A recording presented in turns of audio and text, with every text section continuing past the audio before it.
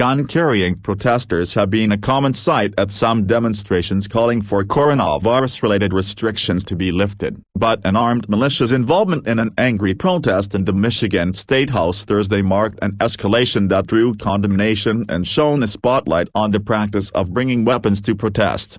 The American Patriotic Rally started on the State House steps, where members of the Michigan Liberty Militia stood guard with weapons and tactical gear, their faces partially covered. They later moved inside the Capitol along with several hundred protesters, who demanded to be let onto the House floor, which is prohibited. Some protesters with guns, which are allowed in the State House, went to the Senate gallery, where a senator said some armed men shouted at her, and some senators wore bulletproof vests.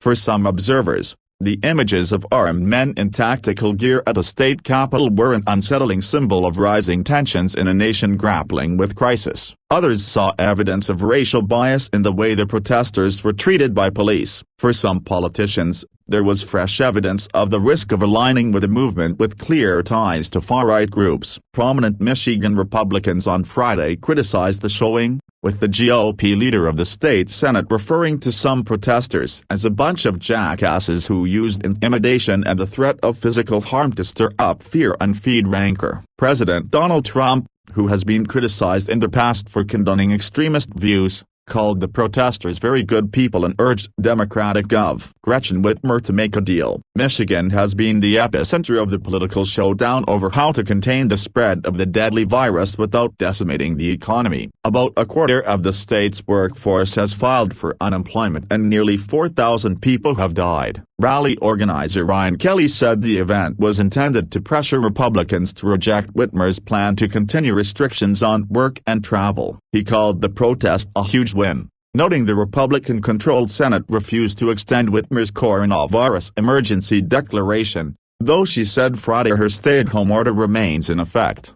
Kelly, a 38-year-old real estate broker, said he and other organizers are not part of a formal group but represent people who have been harmed by the stay-home order. He said he invited the Michigan Liberty Militia, which is listed as an anti-government group by the Southern Poverty Law Center, to serve as security. He suggested anyone who had a problem with their presence should read the Constitution and live life without fear. Gun-carrying protesters outside state capitals are a regular occurrence in many states, especially in Republican-leaning ones. But rarely do such protests converge at the same time around the country like they have during the coronavirus pandemic. In Wisconsin, about a dozen men, several wearing camouflage, carried what appeared to be assault rifles and other long guns and stood around a makeshift guillotine at a protest attended by about 1,500 people. In Arizona, a group of men armed with rifles were among hundreds of protesters who demonstrated at the Capitol last month demanding Republican Gov.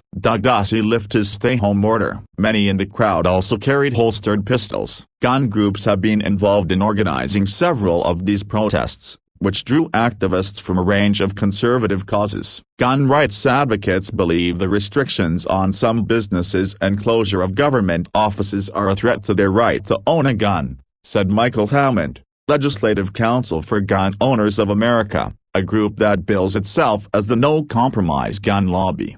Hammond said he routinely gets messages and emails from people around the country, complaining that authorities are making it impossible to exercise their Second Amendment rights. In some cases, that has meant orders closing gun shops or gun ranges or offices shutting down that process permits. But Shannon Watts, the founder of Moms Demand Action, a gun control group, considers these protests organized by the ultra-right and not necessarily reflective of most gun owners.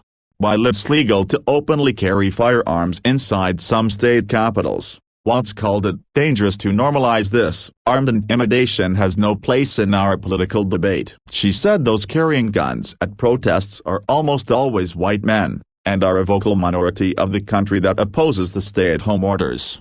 An overwhelming majority of Americans support stay-at-home orders and other efforts to slow the spread of the virus, according to a recent survey from the Associated Press NORC Center for Public Affairs Research. The visual of heavily armed protesters, mostly white men, occupying a government building to a measured response by law enforcement is a particularly jarring one for many African Americans.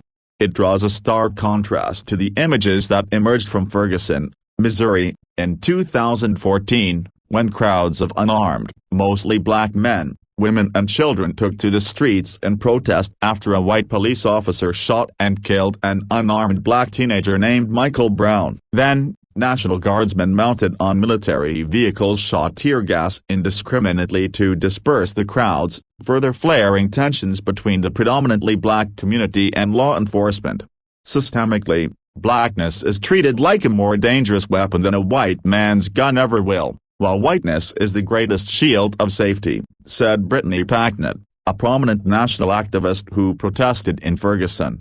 The Michigan demonstrators, she added, are what happens when people of racial privilege confuse oppression with inconvenience. No one is treading on their rights. We're all just trying to live. Trump, meanwhile, suggested it was Whitmer who should be moved to action. The governor of Michigan should give a little, and put out the fire, the president tweeted Friday. These are very good people, but they are angry. They want their lives back again, safely. See them, talk to them, make a deal.